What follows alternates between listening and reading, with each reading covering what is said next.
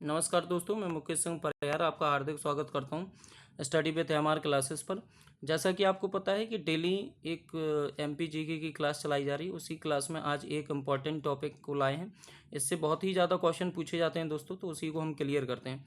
दोस्तों, मध्य प्रदेश की कला संस्कृति एवं लोकगीत के बारे में हम बात करेंगे। जैसे पहला की लोकगीत है आपका दोस्तों, इसमें बोला जा रहा है कि पांडवनी, ये इससे महाभारत की कथा तथा लोकयान द्वारा ढाला गया है और मुख्यतः ये पांडवों की कथा है।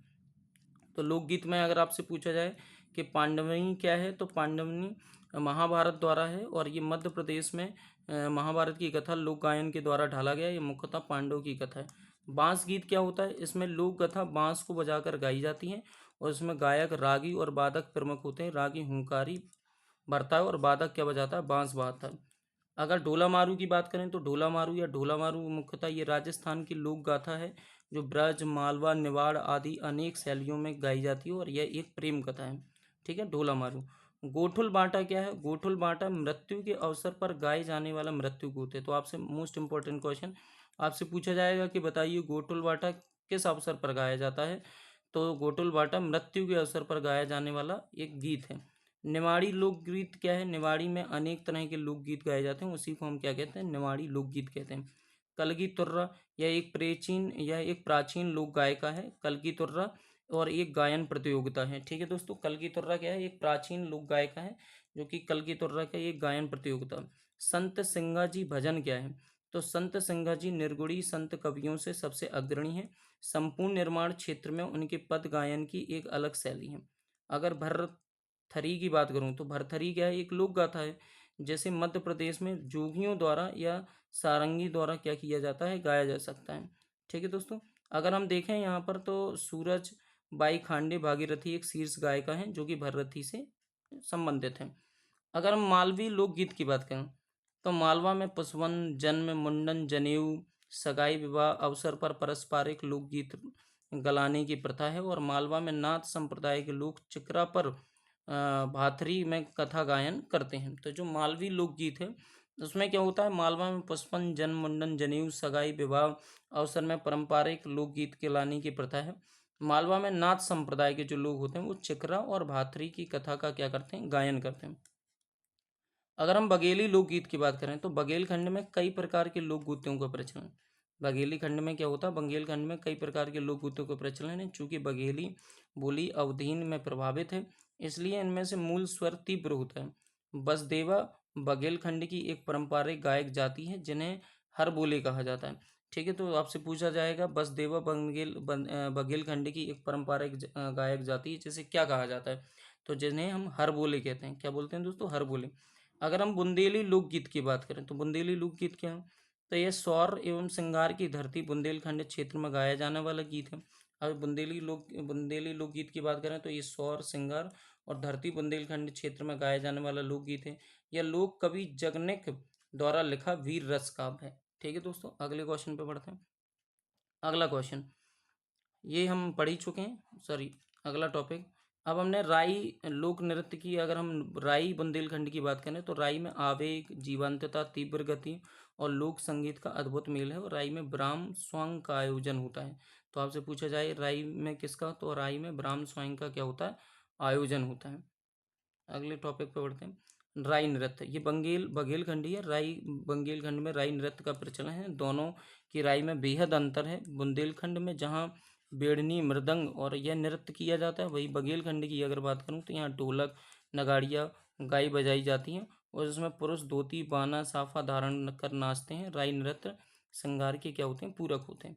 अगर हम मटकी नृत्य की बात करें तो विभिन्न अवसरों पर मालवा के गाँव में स्त्रियों द्वारा मटकी का नाच का आयोजन होता है। अगर हम सोला नृत्य की बात करें तो आदि देव को प्रसन्न करने के लिए हाथ में सवा हाथ का डंडा लिए यह नृत्य किया जाता है। बोला जा रहा है सोला जो नृत्य होता है वो आदि देव को प्रसन्न करने के लिए हम क्या करते हैं? हाथ में सवा हाथ का डंडा लेकर यह नृत्य किया जाता है और यह कर्मा, सोला, गोंड जनजाति के लिए क्या है? प्रसिद्ध है।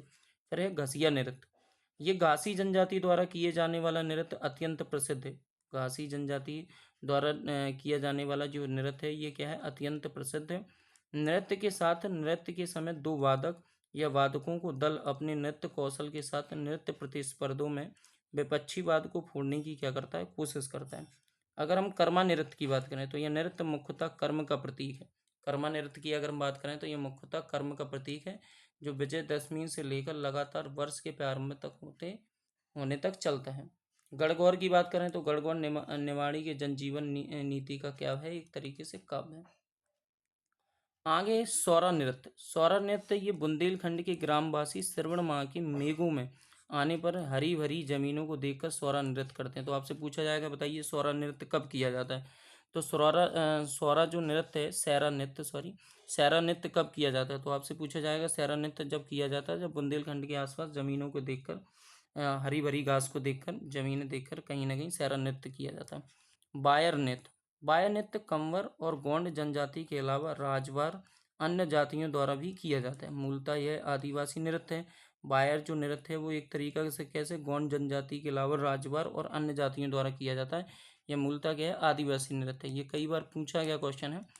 ठीक है दोस्तों, भड़म नृत्य की अगर बात करें तो विवाह के अवसर पर किया जाने वाली यह नृत्य भारियाओं को सर्वाधिक लोकप्रिय नृत्य है। यह समूह नृत्य है। कन्नड़ा नृत्य की बात करें तो बुंदेलखंड में यह पारंपरिक नृत्य धोबी समाज के लोग करते हैं, जो कन्नड़ा नृत्य होता है। ये भी पूछा गया है कि आपसे पूछा जाएगा कि बुंदेलखंड में पारंपरिक नृत्य जो करते हैं धोबी समाज के लोग कौन सा नृत्य करते हैं, तो वो कन्नड़ा नृत्य करते हैं। अगर हम दादर नृत्य की बात करें तो दादर नृत्य बघेलखंड की प्रसिद्ध नृत्य है। दाबर गति की अधिकांशतः पुरुष द्वारा खुशी के अवसर पर क्या किए जाते हैं, गाए जाते हैं। कलसा नृत्य की अगर बात करूं तो अहीरों, गुड़ता, गड़ड़ियों और बारात की आगवनी में सिर पर कलश रखकर नाचने की परंपरा के रूप में कलसा नृत्य है। ठीक है दोस्तों, कौन सा, कलसा नृत्य है। अगला है, पूछा जा रहा है ढिमरियाई नृत्य। ये जो ढिमरियाई नृत्य है ये बुंदेलखंड की ग्रामीण अचल अधिक प्रचलित ढीमर जाति द्वारा किया जाता है। किसके द्वारा किया जाता है, ढीमर जाति द्वारा। अब हम दोस्तों मध्य प्रदेश के प्रमुख जनजातीय लोक नृत्य की बात कर लेते हैं, जैसे मिलमा बैंगा। ये ग्राम की लड़कियों दूसरे ग्राम के लड़कों को घुल मिलकर किए जाने वाले नृत्य मुड़िया क्षेत्र त्योहार के समय में युवतियाँ नृत्य करते हैं। गबर, तो ये सींग माड़िया द्वारा किया जाता है। अगर हम गरबा की बात करें तो ये तो आपको पता ही होगा, निमजा और बंजार दशहरा के अवसर पर होने वाला नृत्य है। दादर जो है ये पूछा जाता है बुंदेलखंड में डांडिया बिनगी, तो ये बाजारी डांडिया के नृत्य के सामान में। अगर हम दांदा बुंदेलखंड की बात करें तो ये उत्सव संबंधी नृत्य है। गोंचो गोंड की अगर हम बात करें तो वर्षा हेतु अनुष्ठानिक नृत्य है। ठीक है दोस्तों, अगर हम एक मिनट थोड़ा अब अगर हम मटकी की बात करें तो ये मालवा में होता है। सिर पर मटकी रख के स्त्री द्वारा किया जाने वाला नृत्य। आपसे पूछा जाएगा सिर पर मटकी रखकर स्त्री द्वारा किया जाने वाला नृत्य कहाँ पर होता है, तो ये मालवा में होता है। सुआ जो होता है, सुआ ये मैकाल श्रेणी में होता है। लालित एवं लवण के लिए प्रसिद्ध समूह स्त्रियों द्वारा किए जाने वाले नृत्य। कर्मा की अगर हम बात करें तो ये मंडला में होता है। वर्षा ऋतु के प्रारंभ तथा समाप्ति पर किए जाने वाला नृत्य। अगर भड़म नृत्य भारिया की बात करें तो ये विवाह के अवसर पर और सैतम नृत्य होता है। गोंडी गोंड में होता है। फसल बीज बोते समय सामूहिक नृत्य किया जाता है। अगर हम गोंचों की बात करें, गोंचो गोंड में होता है, दीपावली के तुरंत बाद होने वाला नृत्य। ठीक है, अगर हम वही दुलदुल की बात करें तो ये सहारिया द्वारा ग्वालियर, गुना, शिवपुरी के पर्व में किया जाता है। ठीक है दोस्तों, थोड़ा सा हमें ध्यान रखनी है चीज़ें। अगर हम घोड़ी जनजाति की बात करें तो ये त्यौहार और विवाह में होता है। लैंगी और सहरिया की बात करें तो रक्षाबंधन के दूसरे दिन बुजुर्गियों का त्यौहार मनाया जाता है, तब किया जाता है ये। ठीक है, अगर हम थापड़ी नृत्य की बात करें तो ये कारकू जनजाति द्वारा स्त्री पुरुष द्वारा वैशाख के महीने के पर्व के त्यौहार पर किया जाता है। भगौरिया ये भील द्वारा, ये इम्पोर्टेंट है। होली के 8 दिन पूर्व पड़ने वाले हाट बाजारों को इकट्ठा होकर ये नृत्य किया जाता है। कौन सा, भगौरिया नृत्य। ये कई बार पूछा गया है एमपी के एग्जाम में कि भगौरिया नृत्य पहली बार तो भील जनजाति से किया जाता है और होली के 8 दिन पूर्व पड़ने वाले जो हाट बाजार होते हैं उनमें इकट्ठा होकर ये नृत्य क्या किया जाता है। ठीक है दोस्तों, अगर हम परधौनी नृत्य की बात करें तो नृत्य बैगा बारात की अगवानी समय की खटिया सूप कंबल हाथी बनाकर इसे क्या किया जाता है, नचाया जाता है। अगर हम शैल नृत्य की बात करें तो गोंड बैगा प्रधान यह शरद पूर्णिमा से शुरू होता है और स्त्री पुरुष दोनों नृत्य करते हैं। ठीक है, तो शरद पूर्णिमा से नृत्य शुरू होने वाला जो नृत्य है उसे शैल नृत्य कहते हैं। ये गोंड बैंगा और प्रधान से कहीं ना कहीं शुरू होता है। ठीक है, धन्यवाद दोस्तों। अगर आपको ये जानकारी पसंद आ रही है तो प्लीज़ लाइक एंड सब्सक्राइब कीजिए।